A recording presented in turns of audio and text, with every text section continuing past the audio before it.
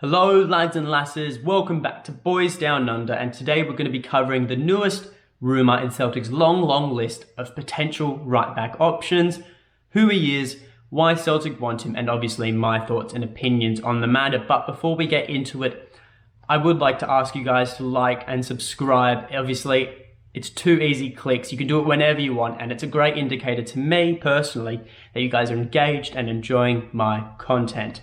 But without further ado, let's get into it. So, who is this new mysterious right-back that Celtic are interested in? Well, his name's Yan Goncalves, a Brazilian right-back contracted to Manchester City. He's only 19 years old. He's surprisingly, though, 5'6" and only weighs 60 kilos.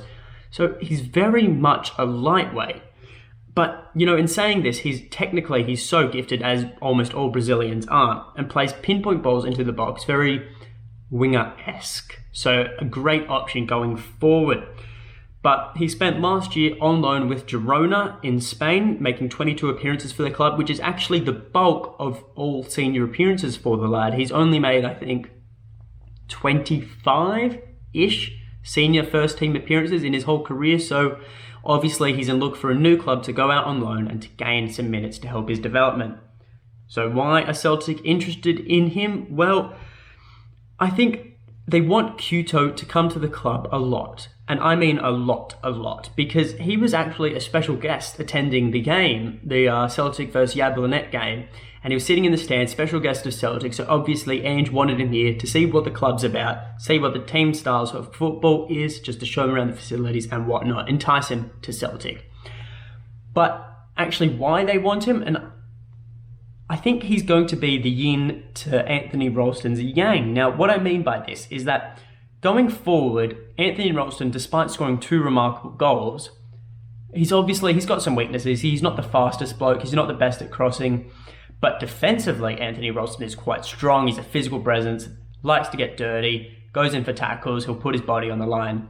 Whereas Goncalves, on the other hand, I hope I'm saying it right, Goncalves, going forward, he's incredible. He's pacey, he's technically gifted, can put in a good ball. He's like a better version of Jeremy Frimpong, if you ask me. He's just that next level up where he can put in great balls, he's got good control.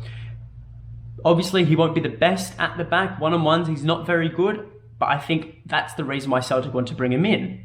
So for the late stages of the game, he can come in and, you know, put teams under pressure from that full-back spot, but also starting games against teams who like to sit back against Celtic. A lot of Scottish clubs do so.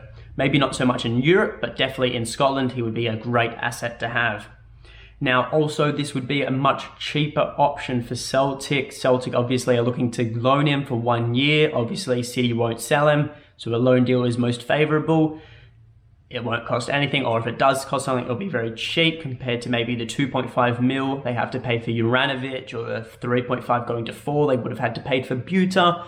It's a lot cheaper option. Celtic can probably save their finances because Odds-on Edouard still hasn't left. Celtic don't have that extra cash to be able to put back into the squad just as of yet.